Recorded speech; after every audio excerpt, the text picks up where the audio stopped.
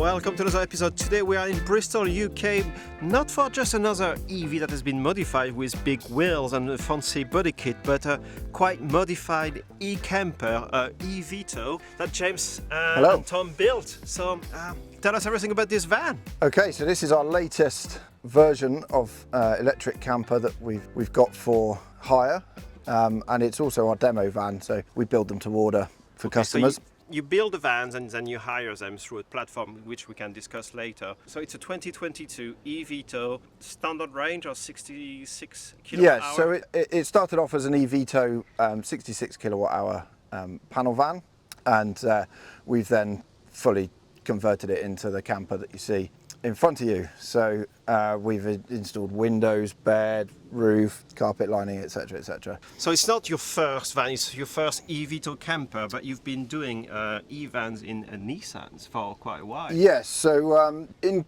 COVID, during the first lockdown, we had to stop some of our other normal business activities, which are selling electric cars, and we thought, why don't we do an electric camper? So we converted a Nissan ENV200, which really was the only van available at the time that was feasible to do as a camper, as an electric camper anyway. And that was great. We built one, we rented it out for a few years, built a few for customers, had a second one on the fleet for rentals as well, and that went very well. But some of the feedback was it's a brilliant van, but a little bit limited on space.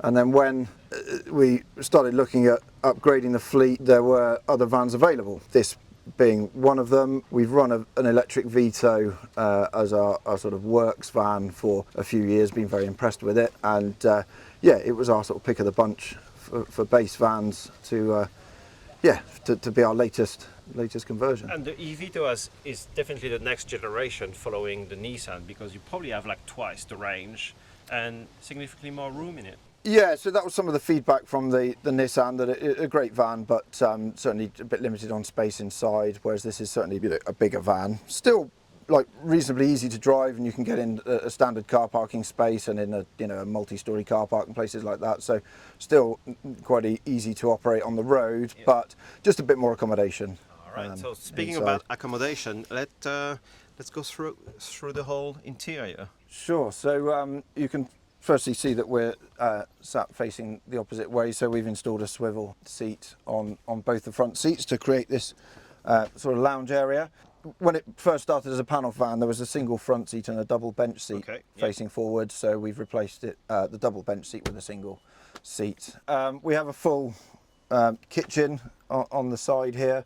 It does look like a kitchen, like a proper kitchen from a house. It's very nicely finished. And yes, the material thank you. Not something you find in campers. Yeah, so this layout is very much the same as the layout we had in the Nissan that we're very pleased with, had good feedback. We've just enlarged it and used some different materials to what you typically see in a lot of campers. This worktop is a material called Corian, which is used in a lot of household worktops, and this material is a recycled PVC windows that's very robust, very lightweight, can be nicely formed, so you don't see any joins and things like that. Very smart looking. So yeah, fully functioning kitchen, sink with a fresh water and a wastewater tank underneath there. Induction hob. We didn't want to put gas on the van, being an electric specialist. We didn't want to go down the route of having a gas hob, so that's a double induction hob. Good size fridge as well. Plenty of storage in here to put your shopping in there. There's also a drawer underneath the bed, which I will just unlock.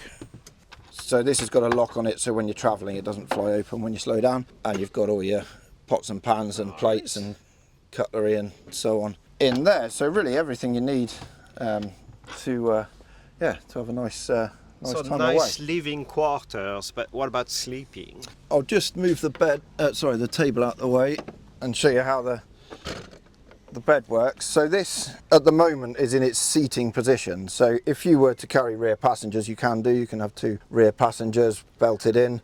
There is also Isofix available if you're carrying younger children. There are Isofix points on the seats, and we can add an additional one if you wanted to. But very simply, to put it down into the bed position, you unlock it from here to release it, and then just press the button on the side of the pillar there. It's electric. And absolutely, so it folds down nicely into, this is a 3/4 size double bed, so it's not obviously a full double, but this is perfectly fine for 2 adults. All right. In this layout. The low level kitchen works well with this setup because you have the full width of the van if you're sat up in bed, or if you're sat up on the seat. It just feels a bit more spacious than having a cabinet up in the corner there, which would be right sort of next to you. Okay.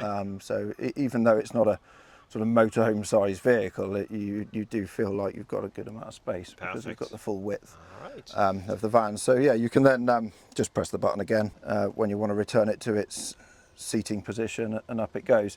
Some of these rock and roll beds can be a bit of a contraption, so having an electric one that you don't have to manually put up and down. So that sleeps 2. Yep. But that's a 4-seater van. Yes. So you've got 2 berths down here, and then there's also a bed up in the top there. So these boards here, which are built into the sort of roof structure, they fold down and create another similar size bed at the top. Okay. So we have a mattress that goes up on top here, and yeah, similar width to down below. This part of the roof sort of, you know, zips up, and you can enclose this. So on a nice sunny day, you can leave it all open and enjoy. Yeah, and, absolutely. Yeah, still have the shade from the roof, obviously. Yeah, and it's also a nice feature if it's boiling hot in the morning, you can open the roof, unzip it, cool the van down very quickly. But certainly my children like going up here and just, you know, having a nice view from up top. And it only takes seconds to set up, to open it up and close it down. Yeah, so it's clipped in the corners here, and just like you would a tent door or something. You just roll it up and it velcros up there. Unclips, and then there's a zipper all the way around to close it back up, which yeah, so it just takes seconds to set up. We've also up here, so if it is closed up at night, you've got a light up here with a USB charger on it, so if you want to read up top at night, that's all there for you. So it is not electric, but it's very easy these to gas set up. struts make it very easy to put up and down.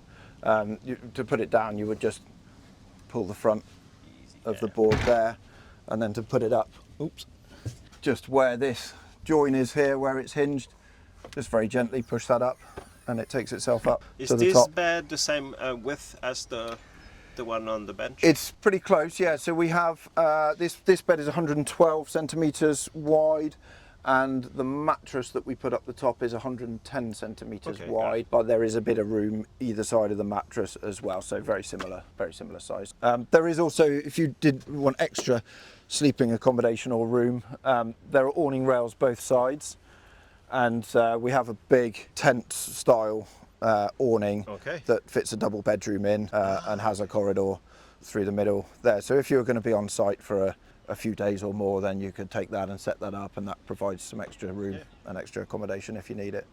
So that's where you would have your luggage if you go for a few days? Yeah, so this is the boot effectively. Underneath here you can see we've got some camping chairs. This is a sort of basic sail awning that goes off the side to provide some shade. You've got charging cables in this bag here, but this is really your luggage area. We are going to install a net across here so that when you have your bedding or whatever you're storing in the back here and you open the back doors, it all stays it all stays put. But yeah, so quite a bit of room for all your gear. Let's cover the leisure battery and all the electronics in the van. Okay, so there is obviously a big battery underneath the van that drives the van, it being an electric van, but separately to that there's what you call a leisure battery. So that runs all the appliances in the back part of the van, and it's a separate battery that lives in the back of the cabinet there. So from the water pump to the hob, everything is 12 volts? Correct, yeah. So it's you can see what's going on with it via this screen here. Even though we're facing north here, we are still getting a bit of solar. We're getting 74 watts of solar, so that's charging the leisure battery whenever the van is outside. The solar panel will charge that, and that runs a few different things. It runs the lights in the back. There are reading lights like this either side. There are also spotlights in the ceiling there. There's a USB socket here, some USB sockets in the cubby hole. The leisure battery also runs the fridge. There's a router as well, so the van has Wi-Fi. Should you not have any signal on your phone, you might be able to use this one. On the side here is the induction hob, which you saw earlier on, but that enables you to cook inside the van or outside the van if the weather's nice, and that's very efficient. It's about 800 watts maximum per hob, which our electrical system is capable of running. But in our experience, unless you're boiling the kettle, setting 3 or sort of medium is fine for cooking. Also with induction, it doesn't blow out. So if you've got a bit of wind, it's not like a gas hob where you don't know if it's on or off and you're losing heat. And it's also safe. So even if you've been using it, it won't scald if it only heats up when the pan is in contact with it. One thing we haven't mentioned, it's a key asset to the Vito actually, is it has 2 doors each side, which completely changes the way you can actually use the interior. Absolutely, yeah. Some panel vans only come with a sliding door on the one side, but that's a real plus for the Vito, having the 2 sliding doors, which enables this sort of setup. Your access to the water, you've got your fresh water. Just get the washing up bowl out the way. You've got your fresh water and your wastewater tanks there, and then your tap. So the leisure battery system runs all of that. Yes, so you don't have to have the van switched on or anything like that to operate this kind of stuff. It's completely independent of the vehicle battery. What are the challenges in building an electric camper? No matter the size of the van, you always push for space of where you want to put things. So I think that's really one of the main challenges with I guess, any camper. With an electric camper, there's things like where the battery is located to consider. So that takes up some space underneath the van and will influence where you can locate the bolts to fix the bed down. So that's something that on this van, the bed position and where the battery is worked out quite well. But if it had a much bigger battery, then it may be that the battery needs to be temporarily moved out the way to fit the bed and put back in. So it wasn't a challenge particularly on this van, but could be on other. So if you were to go for the long range e-Vito or the long wheelbase one, it would bring potentially another design altogether. Yes, or you just have to factor in moving the battery to put the bolts in and then putting it back afterwards. Payload is really I guess a top consideration, because all of the additions to the van and these materials, the bed, the roof structure and so on, they all add weight to the van. Payload is already lower typically on an electric van than it would be on a petrol or diesel equivalent.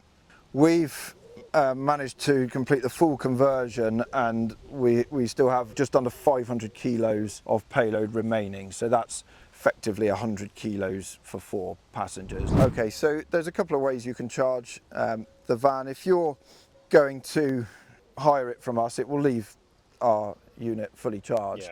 But en route, you can charge using the CCS charging system, which will charge it up to 80 kilowatts. So that's going to add around about 100 miles of range in 20 minutes, thereabouts, something like that. So certainly for longer journeys. Well, typically you're not in a rush in a camper van. No, that's true. Yeah, you can take your time. You can have make a cup of tea, or have a lie down, or whatever. And if you're en route at a campsite, for instance, you can also plug to the 220 volt 13 amp socket. Yes. So if you have a campsite hookup where you're staying, then there is a connector here. And obviously that's something you added. Yes, so that charges the leisure battery. So say there's no solar power available, that will charge the leisure battery, and it will also give you a little bit of extra power. All right, taking the e-Vito for a spin. Wow. Even though I'm used to EVs, traveling in a van that doesn't make the sound of a diesel, it's still quite foreign. I've just noticed we have flappy pedals here. Is that for regen? Yeah, it's adjustable regen. Yeah, nice. On these. Nice So feature. quiet, feels odd. Yeah, But like you say, compared to a petrol or diesel van, they're very refined and relaxing to drive. But not only that, but the power steering is also very soft, so it feels like driving a car. Yeah, they're a nice van, and Mercedes have made good vans for a very long time, and the Vito's been in production for a long time as well, so they seem pretty well sorted. Yeah, the driving position, I'm not used to driving vans, but I've been driving 4x4 for a long time, and you find the same position where you can see everything, even though the vehicle is quite bulky. It's not an issue to park it or drive around. No, they'll fit in a standard parking space, and they don't feel particularly intimidating to drive. Do you have different modes as far as driving? Is there like a eco mode and then a performance mode? Or? Yeah, so this dynamic button here changes you between your standard modes and the eco modes, which will limit the power and turn the air conditioning down in the eco modes or eco plus, and then I think the C mode is sort of comfort, so that's your kind of normal mode. Do you use the regen when, like the different settings when you're going downhill, for instance? Or? So at the moment, I think you've got it on D Auto, which is automatic regen. So that will adjust the regen automatically depending on the traffic that it sees in front. Ride's pretty good, eh? Yes, I'm surprised. We went over a couple of potholes and a speed bump, and no problem at all. Yeah, and it's not too noisy or rattly in the back. I was expecting it to be way noisier, but it's quite good. Yeah, you get a little bit of noise and vibration from the bed up the top, and that's about it really. But it's certainly not intrusive. As we were filming, a couple came to talk to us, and they have no idea what EVs are, and they were very interested about not only the van, but the fact also it's electric. And within 15 minutes of talking to them, they kind of want to rent one just to discover what it is. So that shows you how much this format of a van can bring people to consider EVs. That's funny. Yeah, it's interesting. Quite a few of our hire customers hiring a camper van for the first time, but actually a lot of them are hiring or driving an electric vehicle for the first time. So yeah, and positive feedback all round really. The driving experience and the camper side of it. Yeah, people really enjoy it.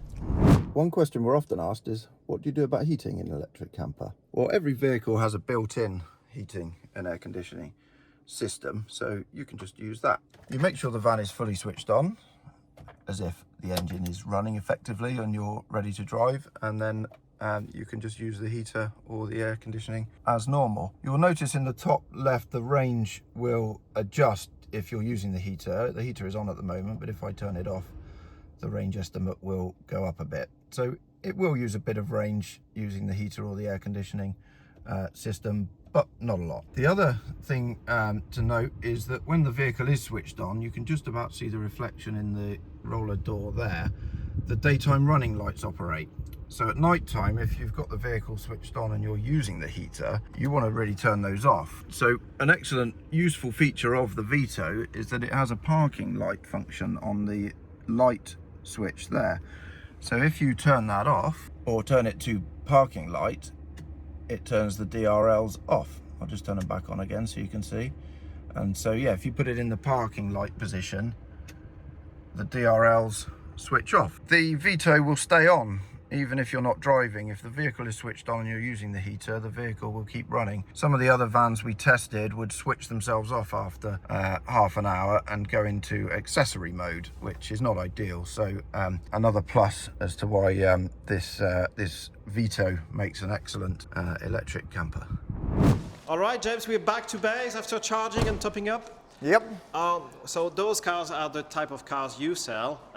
That's correct, yeah. So we do a range of used electric cars as well as the camper. All right. So yeah, check out weareev.co.uk for all the things that we do. Including And, this nice Twizy. It's for including sale. the Twizy. Well, it's for sale, depends. Everything's for sale, I guess. Yeah, look forward to seeing you soon. All right, guys, Thanks if very you like much. what you saw today, let us know in the comments below. Leave us a like and tell us if you want to see more e-campers. Not that I can think of any other one I could film anytime soon, but yeah, let us know in the comments. And guys, we'll see you in the next one.